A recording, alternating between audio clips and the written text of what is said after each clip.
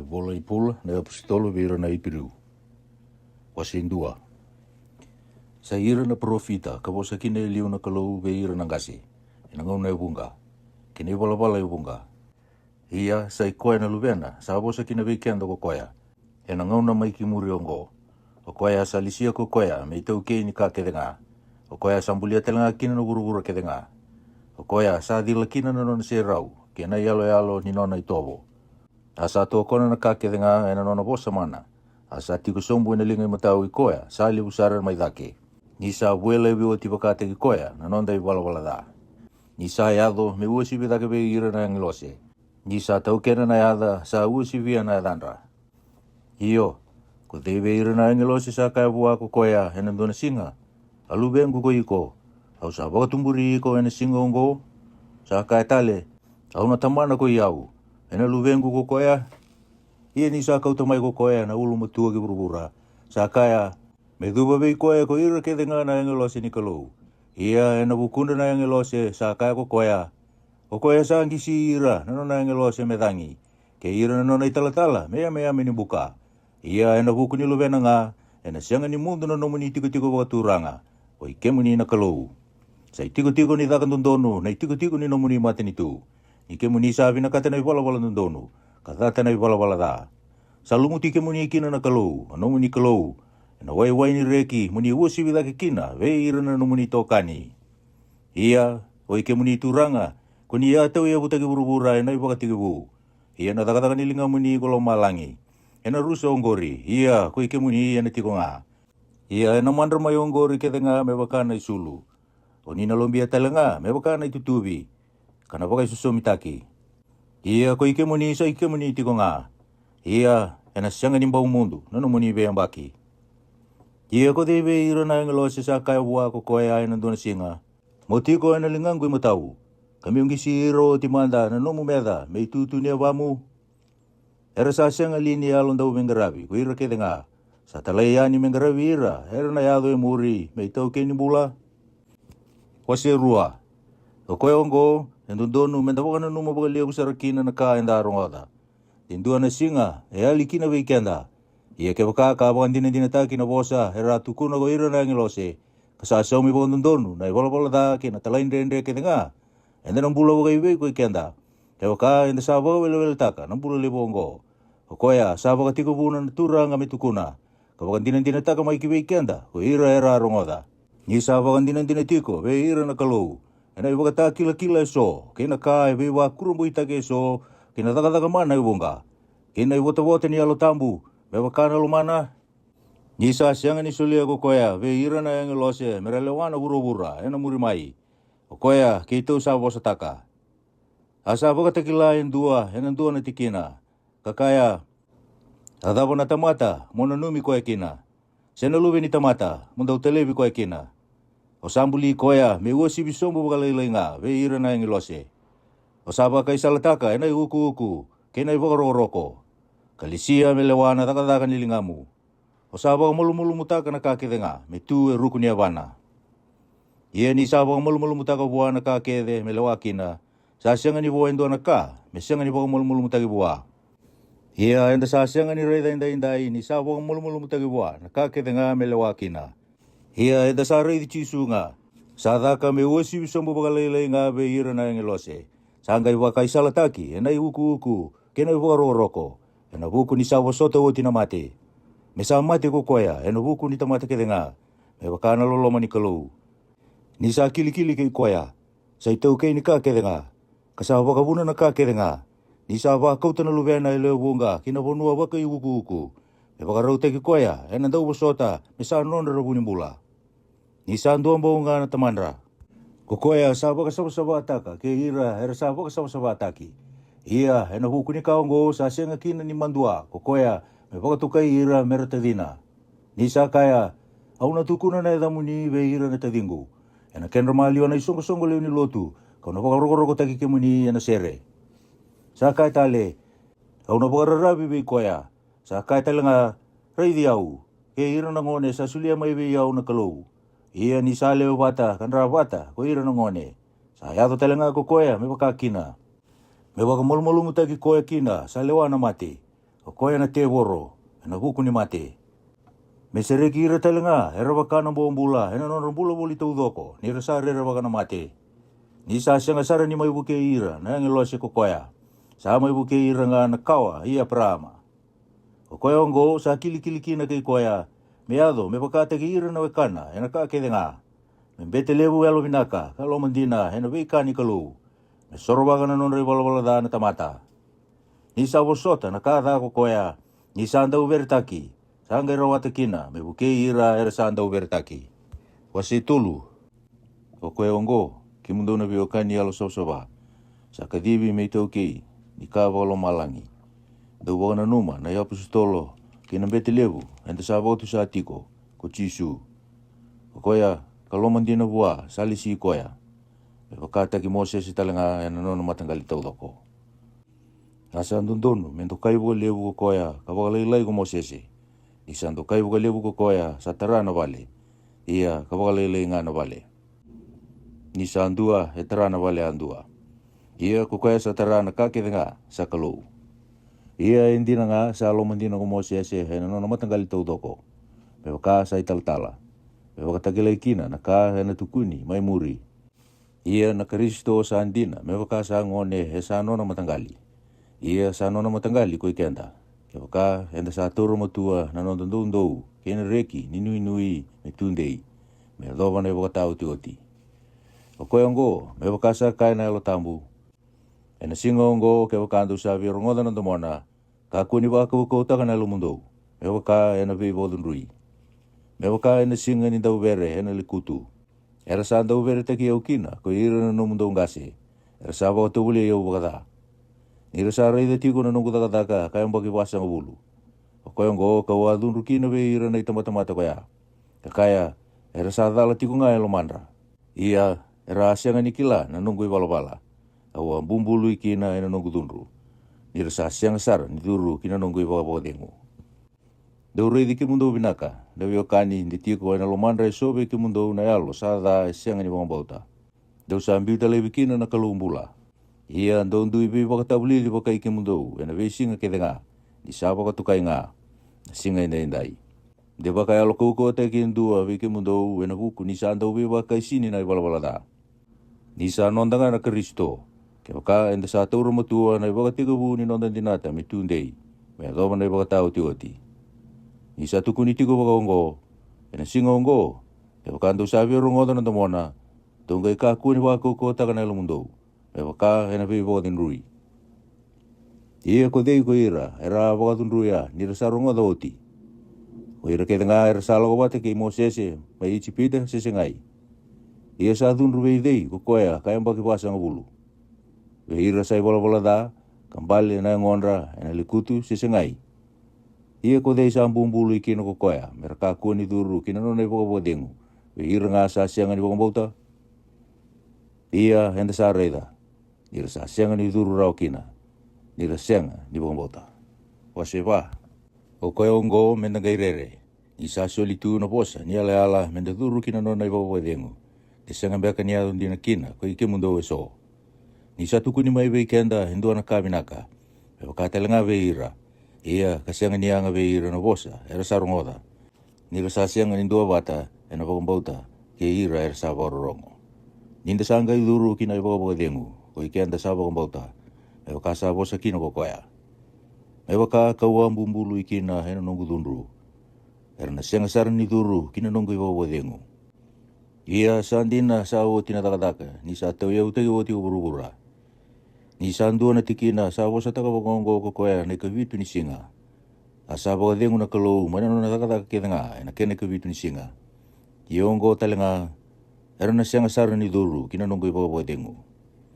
Tia ni sanga i madala me duru kina so, ia koira ka tukuni tau manda ve ira na kabinaka era sa sianga ni duru kina, ena buku ni nonra talain rende. Asanga i loku da tali endo na singa ko koya, ka sa tukuna o te vita ka kaya, ena singa ongo, ni sa oti na ngaunan dinde, me waka sa kainaki.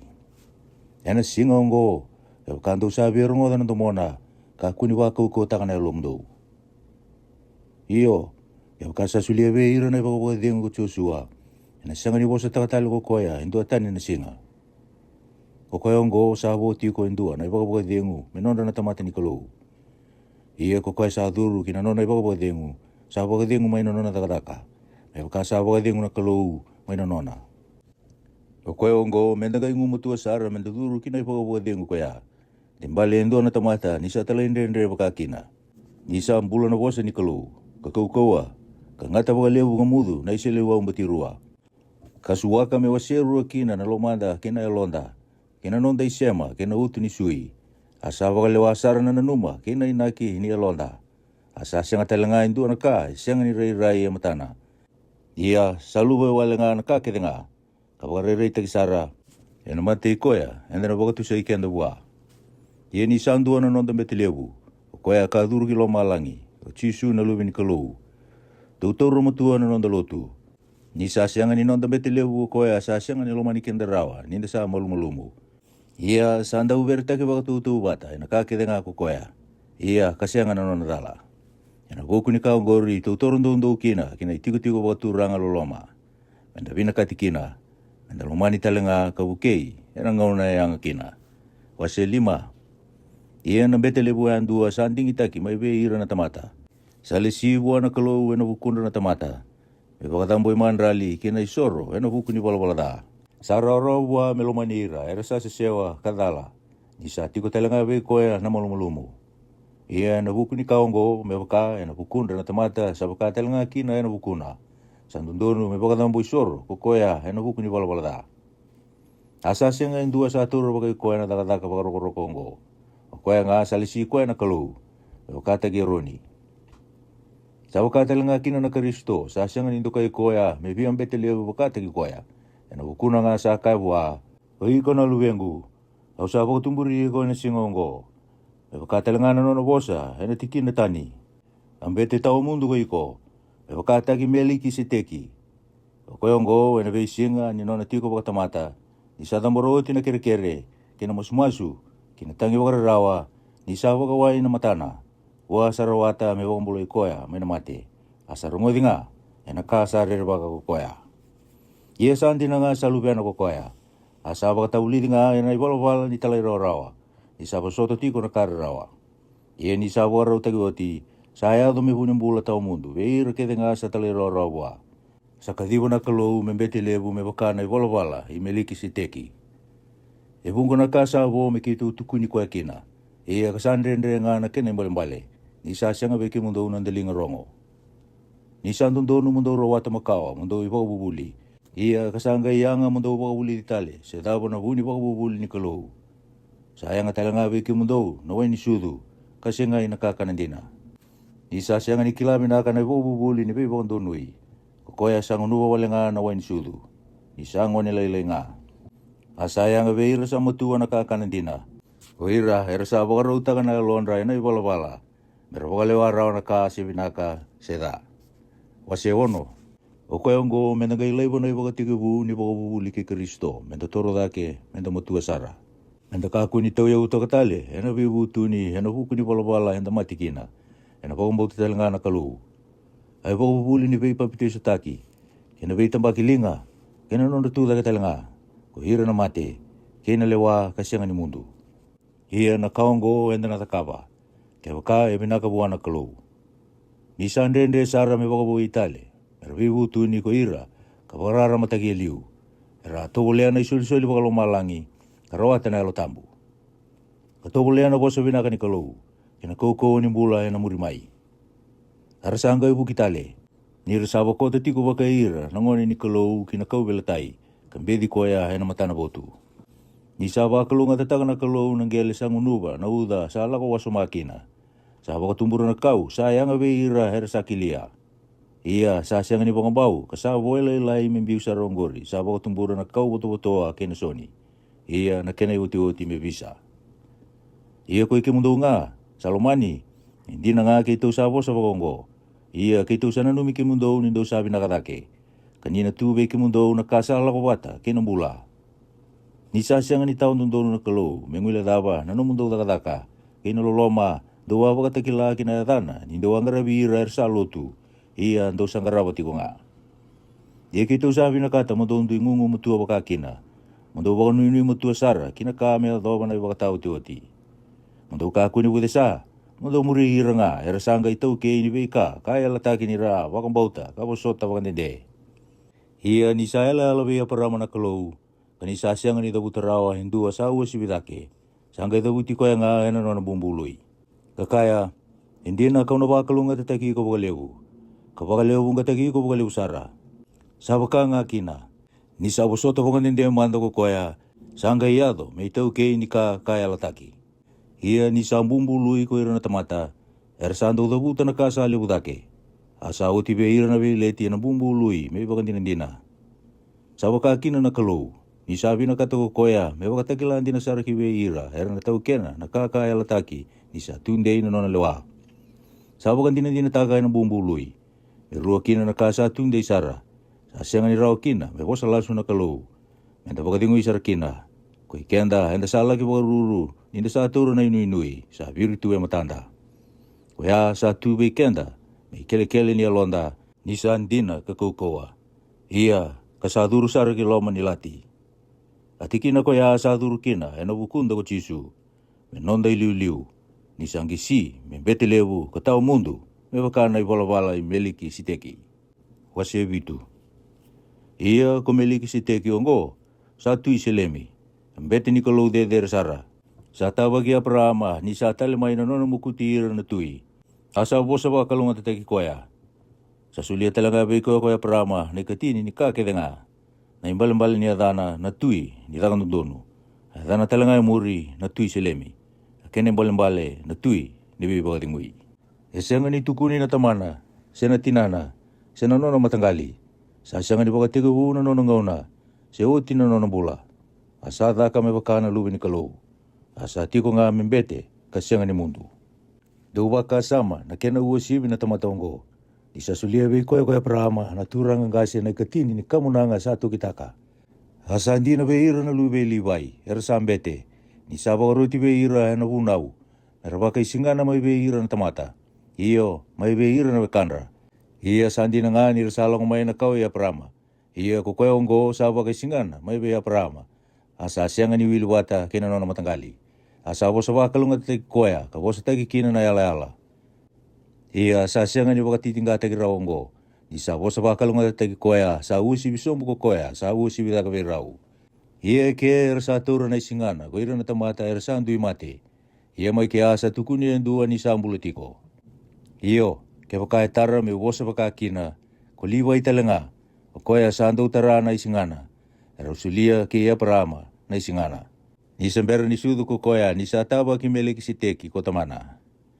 Ia ke wakasara o mero binakasara, ena huku ni takadaga ni bete wakaliwai, ni sa tukuni watakaya, na hunau beira na tamata, ena yanga wakadaba, me tumbu endo atala na bete, me wakana i walawala, i meleki siteki, kame sianga ni wakatukai, me wakana i walawala i roni.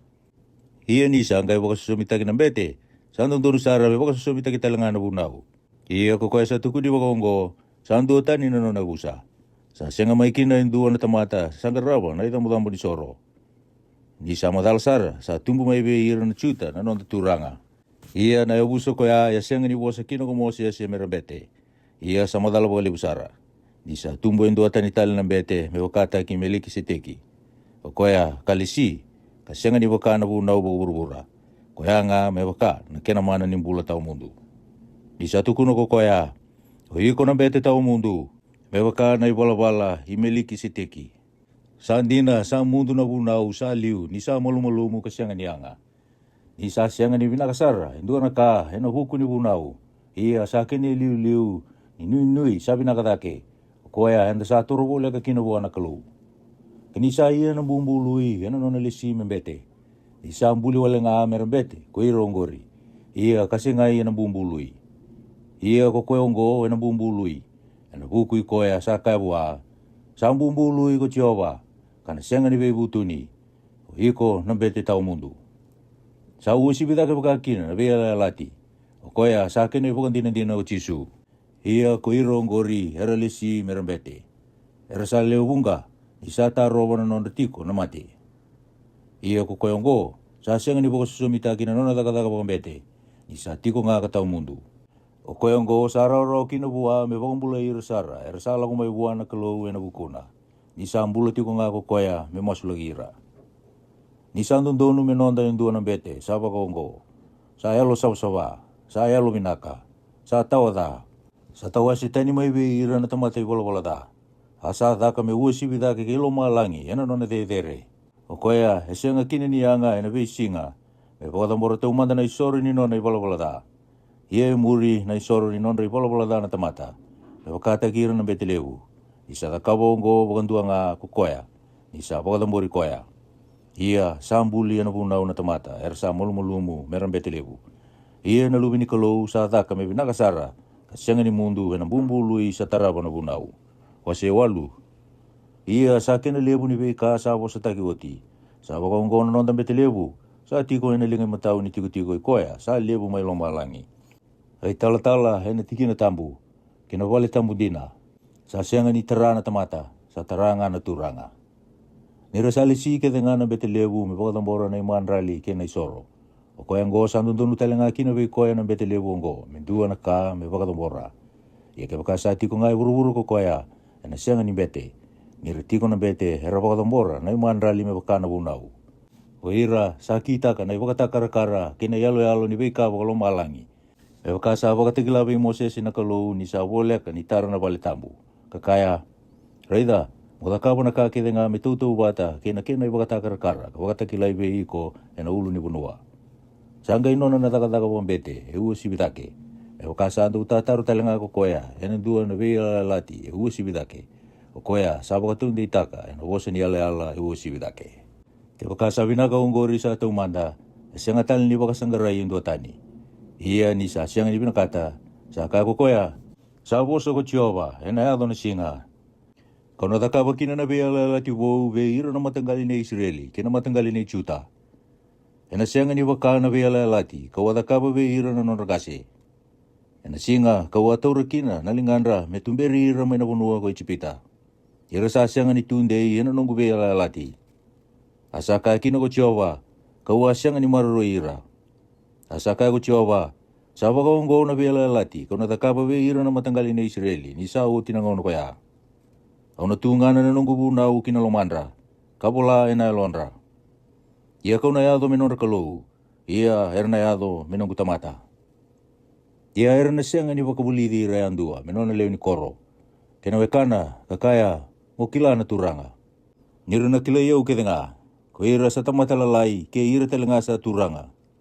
Ina yalo binaka be ira sa sianga ni nundonu. Ia, kanu sianga ni nanumatale, nanonra ipola da, kina nonra talain rende. Ni sa tabuto ko koe dua sabou, saba ka mandra taka onggori ka taumanda. Ia nakasa angay mandra mai, kamakawa, sa boleh ka ni takalisara. Wasi diwa, sa di na nga sa tu kena bela lati, ka taumanda, eso na iporo ni lotu. Kena pali ni soro buru-bura. Di sa taka nga na bale tambu. O koe sa taumanda, sa tu kina na itutu ni dina, kena te peli, kena manrain daw reidi.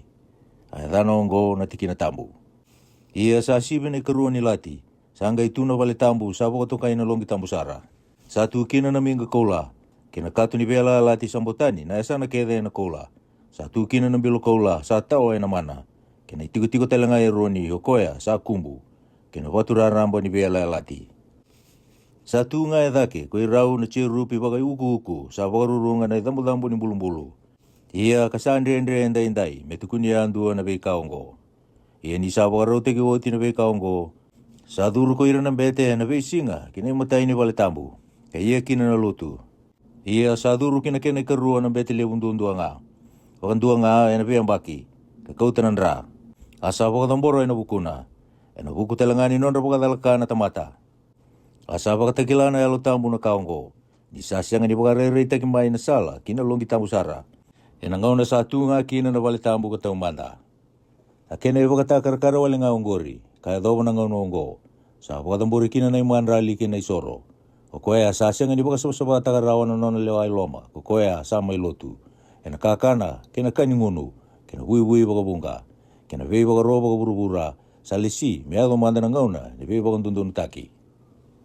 Ia sa lagu may na Kristo, asam beti lebu ena kabinaka, emuri mai, ena balitambu lebu, kauwa sibida kena binaka, Sianga ni tara ena linga, isa sianga ni taka pakapinaka. Sianga telanga ena rani me kena lubi ni pulmakau. Ena nonan ranga sa dhuru pakandua kina longi tambusara. Isa rawata mesulia na bula tau mundu. Ia ke bakasa ayangan nan rani pulmakau kena me. Kena nrausani pulmakau elewa ni sa kure itaka beira sa andukun tukali. Mesaba-saba kina na yangonra. Ena wakata ni ewei nan rani Kristo. O koea, ka wakatamburi koea buana kalou. Ena buku ni alo tambu tau mundu. Ia, kasianga buana da. Ena sianga beka ni rau sara. Me bui lewi kina na nomundo lewai loma. Mana taka-taka sa kani mate. Mondo ngarabo na kalumbula. O koea ongo, sa ayadu kina ko koea. Mentau tataro, ena bea lati wou.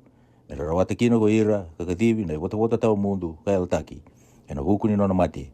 Sa isoro ni bala-bala da. Kataka oti, ena ngauna ni bea lati tau manda. Ia ke bakasa andua na bea lati. Sayang me mate o koea, sa ia kina na bea lati. Ni sa mate sa wakatau ndei taki kina na bea lati. Ia kasasianga ni anga wakalailai. Ni sa mbuloti ko koea, sa ia na bea lati. O koea ongo, sa sianga kina ni wakatambui wale na bea lati. Sa tau manda. Sa taka ngai nanra. Iyo, ni sa tabuta uti kumo sese na wakabubuli ke ngani vunau be ira ke ngana tamata. Sanga ikautu ko koea na kendra na lubi ni pulumakau, kena me, kena wai, kena wuti ni sipi. Sa pakantamu-tamu taki. Kena i sopa, kakure itaki kina i wola. Kebe ira ke talengana tamata. Kakaya, onggonan ra ni bea lati sa kita ka ke mundo na kalou. Sa kure itaka baka talenga kina nandra, kina vale tambu, kina bilo ke ngani lotu. Ia kabida na kasa sianga ni baka sawa-sawa tagi nandra, me baka na bunau. Ia ke baka sa sianga ni baka tabi nandra, sa sianga ni bukodi na i wala-wala. Ia santundu kina me baka sawa-sawa tagi na baka takar-kar ni beika may lomalangi na beika ongo. Ia na beika andina sa baka lomalangi, sa baka sawa-sawa tagi na isoro hewa sibita ke beira. Ni sa sianga ni duru na Kristo kinalong kitambu sa taka inalinga. Onggori sa baka takar-kar nga ni kandina. Sa duru kinalomalangi dina nga, merai-rai inday na mati ni kalou ena bukunda. Sa sianga talanga ni baka tamburi koya baka bunga. Me baka sa duru na betelewu kinalong kitambu ena beyang baki. Kakautan ra ni katani. Ia, kesa baka kina, kesa nondonu me mate baka bunga, manay baka tiubu ke burubura. Sangay baka re itake baka nduwa ko koya, enay baka tau tuo tinibingaw na sa luku, me kautatani na ibola-bola da, ni sa baka tamburi koya. Ia, me baka salisi, me mate baka nduwa ko ira na tamata, kamagay muri na singa nilawa. Sa baka tamburi baka nduwa baka talanga kina na Kristo, me tunrubi, hanapuko ni bola-bola da ni leo bunga. Kana rai mai baka rua ko koya, kibe ira sa wara ki koya, merambula. Ia, ena senga nga, misoro. Wase chini. Satu nga ina bunau, na baka takar-kar, ni wika binaka, menamuri mai. Ia, kasenga ni koya, na alo-alo nindina. Kasenga talanga ni rawa ina isoro, era sa tambora tiko, ena biyang baki. Me baka saba-saba teki ira, era toro tiko kina. Ia ke baka sa rawa, sa sianga lini mundu na nonra baka tambori, nira sa sianga ni beita kitiko, ena bola-bola da ko ira sa andau soro, nira sa baka sawa-sawa tagi baka dua. Ia ena isoro onggori, sa baka nunumi talikina na bola-bola da, ena biyang baki. Ni sa ndende sara me kautatani na bola-bola da nan rani pulumakau kina me. Koya ongo sa kakino ko koya, ni sa lako may burubura. Ay soro, kina iman rali, ko sa sianga ni binakata. Ia, ko sa baka ruta ka ngabi yao na yango. Ay soro kama, kana isoro talinga sa soro wakikina na bola-bola da, ko sa sianga ni rekikina. Au sanggay kaya, reida, au sala kumai, au abulai na bola bibingi, mga kawa na ka ako sabi na kata, nakalu. Saka liu ko koya, ay soro, kena iman rali, kena isoro kama, kena isoro, sa soro wakikina na bola-bola da, ko sa siyang ni binakata, sere kitaka, o koya sa baka tambori me baka na bunau. Sanggay kaya ko koya, reida, au sala kumai mga kawa na ka ako sabi na kata, nakalu. Sa kautatani ko koya na imatay, e baka idora na kena karua. Ia enda sa baka saba-saba tagi na huku nila waongo. Anayango Jisu Kristo ni sa tambori wakandua. Ia ko ira kede ngana bete hera satu kata-kataka ena beisinga. Baka tambora wasomana isoro koya sa sianga ni kautatani rawa na ibola-bola da. Ia ko koya ongo isa baka tambora ti wakandua na isoro endua nga ena huku ni bola-bola da. Sangga itiko sombu ena lingay matao ni kalou. Asangga iwara katiko me baka dori ko ira na meda me tutu ni avana. Isa baka tambora wakandua na isoro sa takawa kino ko koya na kakede nga eanga be ira hera sabak sa kitiko. Ia sai bukan dina talanga be kenda na lo tambu. Iyo, isa kaya oti ko koya. Ongo na be lati, kau na takapa be ira. Ni sa o tina ngau no kaya, sanga i kaya na turanga. Au na tunga na nanongo buna u kina londra. Ka vola ina lomandra. Ia na nonre bola da kina nonre tolo indre kau na sianga ni na numatale. Ia ke bakasa buko tina be kau ngori. Sa sianga ni bakata mboritale na isoro ni bola da. O koe ongo, o ike mundo na beo kani. Ninte sanga indo rawa mentuduru kina longi tambu sara ena huku ni nrai chisu. Ena salo bau kambula. O koea sanga i wakatara be kendo ko koea. Ia saka e duru kina na ilati ngori na ngona. Kanisa andua telengana nonda betelewu ena wali ni kalou. Menda toro bole kayani ena alundina kena wakang bulta ni sara. Nisa kure itaka tuna ya londa menda kakua ni beita kikenda ena da. Kasapa kasilimi tu na ngonda ena wai makare. Tutoro motua na wakatusani nonda wakang bulta me kakua ni avala. Nisa ya alundina ko koea sa ya lataka. Menda vei wakana numi kenda wakai kenda. Menda vei wakatakatai menda loma kai wala minaka. Menda kakua ni biuta na wakasongo ni wata. Me wakana i wala ni tamata so. Menda vei wakamusuti tiko. Ia me wakalewu. Indo sa reida sa toro wale kamay na singa. Iyo, ke wakain da sa i wala da ka sa ilonda kina. Ninde sa kila oti na i wakabubulindina. Sanga isang atalien dua tani na isoro i wala da. Sa nga na nonda waraka hen rere na singa nilewa. Kena dunru wanga talenga. Ngori hen kanihira na meda. Okoya sambeda na bunau i Mosese sa matinga. Sa singa tali ni lumani. Ni sambe itagi vi koya ele rua sile tolu na ibagandinandina.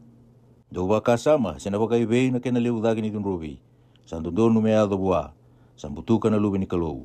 Asa waka wale taki nandra ni vela lati sa waka sabate kina. Asa ambe di koya na yalo ni loloma. Ninde sakila i koya sa kaya. Sa nongu itabi me dunrubaka. Au na sau mga. Kasaka tale.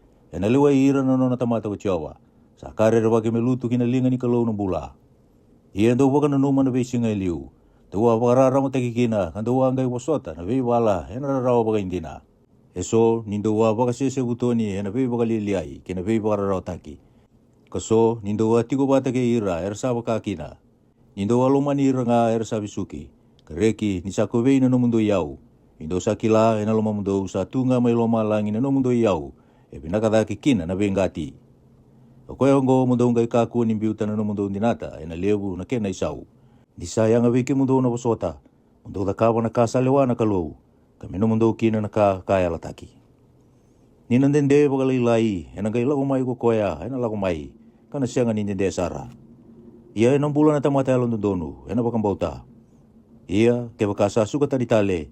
Ena siya nga ni binakati koya na elongo. Ia koi kenda. Ena siya nga ni bakategi rasa suka taleani kina rusa. Ena sa bakategi nga ersa bakang bauta tiko. Membula na yalo. Wasi chini kandua.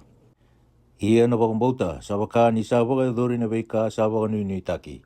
Ebaka ni sabaka reitaki na veika sa tau kune. Nisa kaongo sa rongo binaka kine liu goira na gase. Na bakang bauta enda sa kilaki na nisa ia na veimbuli na wosa ni kalou. Ia sa sianga ni daka na veika sa rei mai ia na veika sa kunitiko.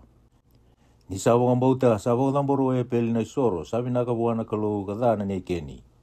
Kasarawata kina na ibagan dinindina nisa yalon dondonu. Nisa pakatakila na kalou nisa binakata na nona iman rali. Ia na kaongo sa positiko nga kina kukoya nisa mati tu. Nisa bakang bauta sa kauya ni kina ko inoki kasianga ni mati. Harasa sianga ni kuni koya nisa kau tikoya ni na kalou. Ia ni sembera ni kauya ni sa tu nga buana ibagan dinindina nisa binakati koya na kalou. Ia kebakasa sianga na bakang bauta sa ndende sara menda binakati. Koya sa toroba na kalou en dondonu me bakang bauta nisa ambula ko koya. Nisa sumira telenga ersando baka sanggarai koya. Nisa bakang bauta sa rere kino konoa. Nisa baka salatago na kalou en huku ni veika sa ambera ni rei mai. Asa tayo dono wanga ko koya me bakang bula irikina na nona leo ni bale. Asa baka lewa irikina na kay ura-ura. Kaya do may tau kay ni vei bakang donu isaya do en bakang bauta. Nisa bakang bauta sa talay roro kino kaya parama. Nisa kadibi melako kinabonua sembera ni suliwa metau kena. Kasala ko yani iya sa sianga ni kilana bonua sala ko kina. Nisa bakang bauta sala kitiko bulan kina ena bonua kaya lataki. Mewa kasa sianga ni nona. Ketiko wale nga ena bibi wale lada. Ko isa kitele nga keche kope. Era tutu kena wate muri na kakoya kaya lataki. Nisa nuitaka ko koya na koro sa tau ya utaki. Katarana kalou kata kawa. Ni sawa kang bauta sawa ku ko te kikina ko sera, me kuni taka na kawa. Asawa ka sudungone, ni sa uti na kena ngauna. Ni sana numa nga sa alun din ko koya kaya lataka.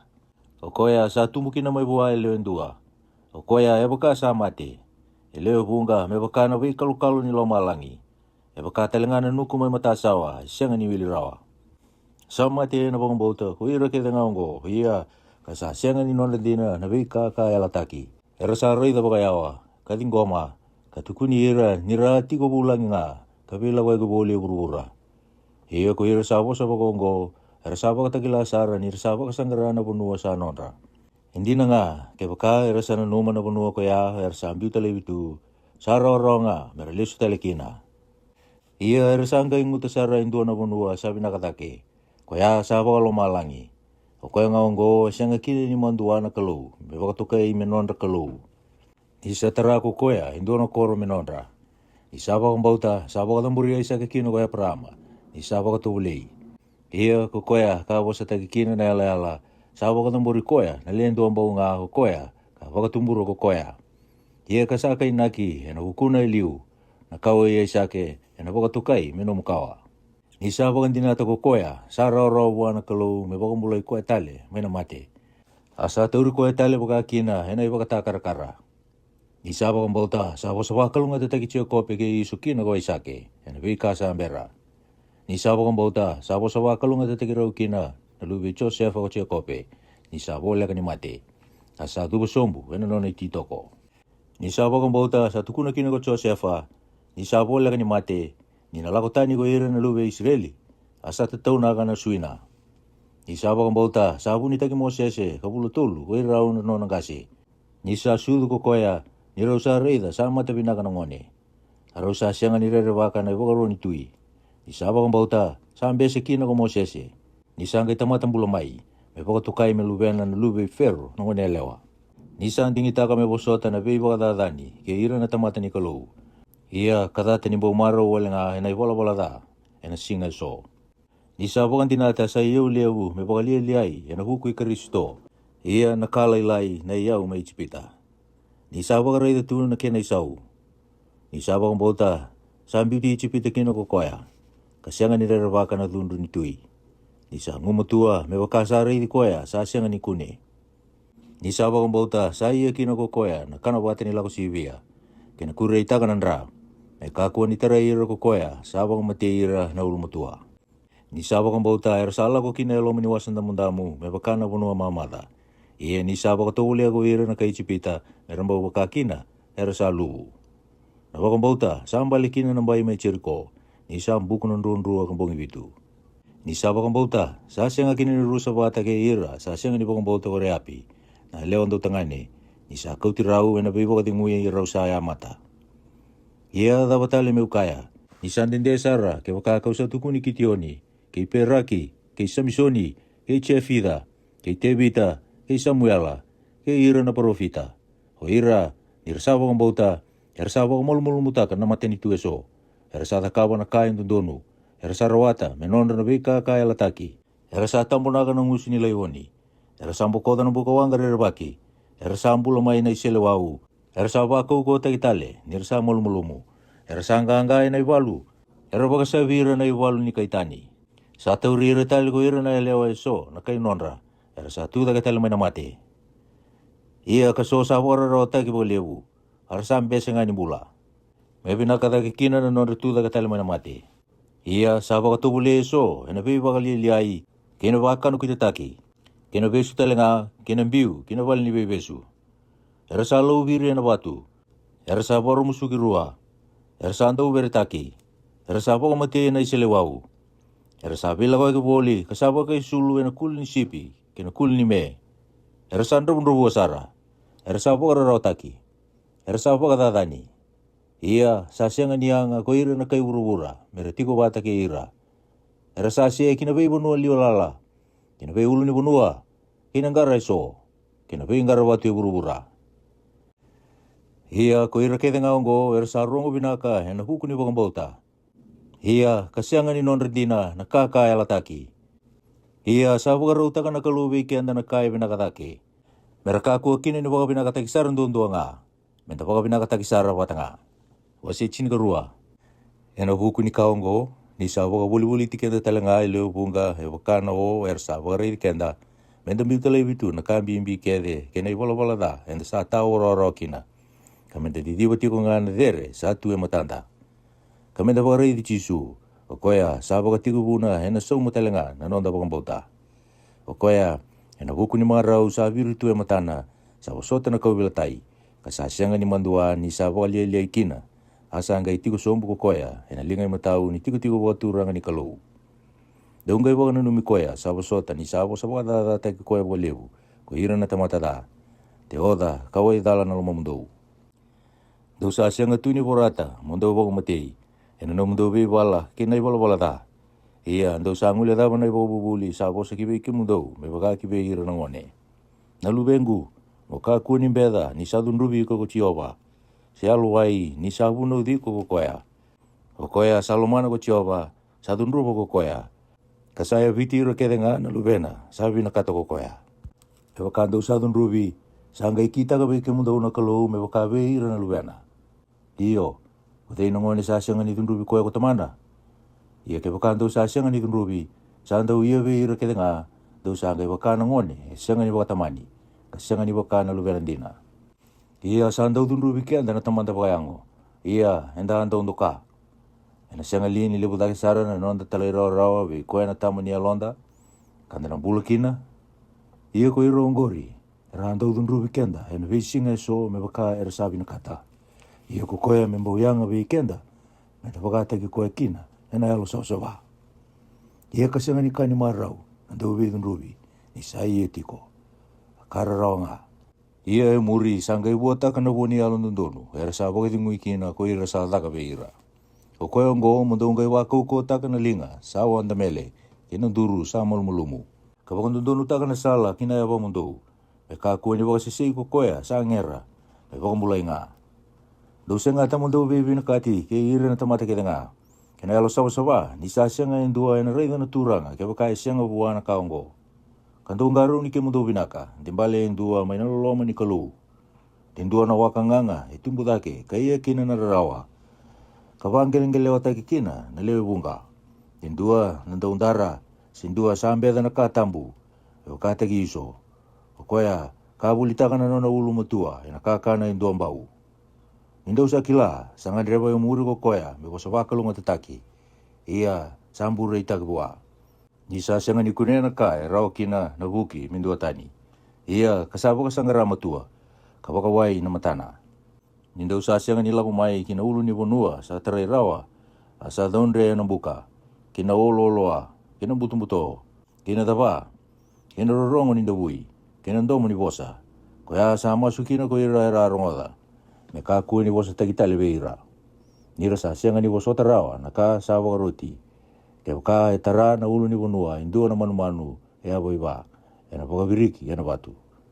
Ia sa kare rewa kisara na kena irai, i ka koea, ka sa kaya kina kumosese, au sa ando mambula, ka sau tanini ni walebu. Ia ndau sa ala kumai, kina ulu ni bonua, ko sa ioni nga, kina koro ni kalumbula, ki Jerusalemi, wakalo malangi, kina nondra isongo-songo na ingilose, sianga ni wilirawa. Kina nondra isongo-songo na ulu matua, sa walai mai lo malangi, Watelanga na kalau sa lewaira ke denga na tamata. Kena londra na tamata alon dondonu sa ayau ke kina na nondra wakalunga tataki. Ki ve chisu telanga na dau tataro, ni ve ala tiwou. Kena nra sa kure itaki. Goringa sa tabuti tiko na kabinaka. Sa tabuta na kada na nra ie peli. Doreida, mundu kako ni besi buasa bosa. Ia ke pakai rasianga ni rombula ko ira, era besi buasa bosa burubura. Ina dendre bole buda ke weekenda. Ke pakai ente sabu kitani. Mai buasa bosa melo malangi. Koya sabo kaya wala tagi burubura. Ina ndo mona ina ngono koya. Asanga yala taka kakaya sabo kan dua tale. Kau da sianga ni pakaya wala tagi burubura nga. Kalau malangi tale nga. Iongo sabo kan dua tale. Sabo katagi lai mai kina. Ina kau taniani na beika sabo kaya wala taki. Me waka na beika sa taka. Me tunde kina na beika sa sianga ni pakaya wala tagi rawa. Ia ninda sarawata na matini tu sa sianga ni pakaya wala tagi rawa. Menda tauro matua na loloma sa soli. Enda sangaraba binaka kina na kalou ena elo matua kene rere. Ni sa mbuka wanga dau daunre na nonda kalou. Wasi chini ka tolu. Me tiko ngā na vilo mani wa vite dini. Ka kuni ngule dhabo na wakani ira na ulangi. Ni sa so, hera wakania na ngelose, so, kale dhabo ngā. Mundo na numira hera sa vesu tu. Me wakando sa vesu wata. Ke ira talanga hera sa waloloma. Me wakando sa wakayango talanga. Sa kili ke ira na tamata kede na wakawati. Ke nei mode, sianga ni vein buto kodi. Ia ko ira na daundara, ke ira na dau elewa, hena lewa ira na kalu. Mundo ka kuni dau kodowa na ilabo. Ia, dau loma vinaka na kasa atu veke mundo. Isa kaya ko koya, hauna sianga sara ni beauty ko, se wakalewi ko. Hena vuku ni kaongo, henda sando ndo kino me kaya. Anongo i vuke ko Jehova. Ia, kauna sianga ni rere. Adawa na kaya na kita gawe au na tamata. Deura no mira, hera liu taki ke mundo. Hera tukuna vei ke mundo na wasa ni kalau. Paganda muri-murian na nonra wakang bauta. Kana numa na iwati ni nonra iwala-wala. Sai koe tiko ngā ko Jisu Kristo. E na singa sa oti. Ke na singa indai. Ke na vei singa i muri. Deu ka kuni vei kau ya ke na iwaka bubuli. E vunga sa ala ko wakatani. Ni sayanga me wakatunde itaki. Na yalo loma sa soli. Ia me kakua ngā na kakana. Sa sianga nianga. Vei ira sa honga kina. Sandua na nonda i dambu ni soro. Sa sianga ni ndondonu. Me kana kina uira. Sangarabo na vale tambu. Ni sa waka mai na imbili ni koro. Na yangu ni manu ngori. Sa kauta na kendan ra. Kina longi tambu ko koe na beti lewu. Me soro ni wala da. Koe nga ongo. Sa mati kina ko Jisu e taundaku. Ni mata ni koro. E waka sawa-sawa ki ira na tamata. E na nonan ra. E na vuku ni kaongo. Mendalako kina. Kiwi koe kina imbili. Kawasota wata kaya na vivali liai. Isa sianga na nondo koro eke, mende tiko wakandua kina. Ia, enda sa wakasangaranga indua ena murimai. Ia, kokoya ongo, menda kai wakatamora tiko nga, na iman rali ni wakabina buwana kalau, ena bukuna. Ngori na buwa ni tembe ni musunda. Ninda tusana kana ya dana. Kakua talinga ni ngule daba na daga binaka, kena da usulika. Isa binaka tasara na kalau na iman rali ongo. Dau talai rara ira, sali utaki kimundau. Kamundo wa malu mutaki kimundau. Ira saya wanda na elu mundou, e wakata gira, era na tukuni ira kina. Era kita ka kina ena marau, ka sianga ena hutungu. Ni sa sianga nianga veke mundou me wakaongori. Dau masula ki kitou, ni kitou santi nata ni sabi naka, na nitou lewa loma, ka kitou sabi nakata, me wala nundonu ena kakelenga. Ia, kau sa waka mamasu, me daka ngana kaongo, me wakatotolo tagi ani kina veke mundou. Ia nakalo ni vei wakatingui. Koea ka kauta tale mai na mate na nonda turanga ko Jisu. Na nonda iwaka tau lewu na sipi. Na hukunin rasa ia kina na vea la ti tau mundu. Me waka vina ka teki ke mundu umanda ko koea. E na iwala vina ka kede ngā mundu da kawa na nona lewa. Ka me da kawa ko koea na lo manda na kasa vina ka bua. E na hukui Jisu Kristo. Me ia vei koea na waka roko ka sianga ni mundu. Ameni. Ia kau sama suti ke mundu na veo kani. Mundu wasota na vosa na veo vondeti. Ni sabolabe ki mundo na ibola, e na bosa e vida wale nga. Dukila, sa siri kitale na wekanda ko Timothy, e wakasa tandu kusarao mai ko koea, kero na reidi ki mundo watakaya. Au sa lolo maya ni ve ira kede, sa liu teki ki mundo, ke ira kede nga era sa lotu. Sa lolo maya ni ve ki mundo ira mai Itali, me tiko ve ki mundo kede nga na loloma. Ameni.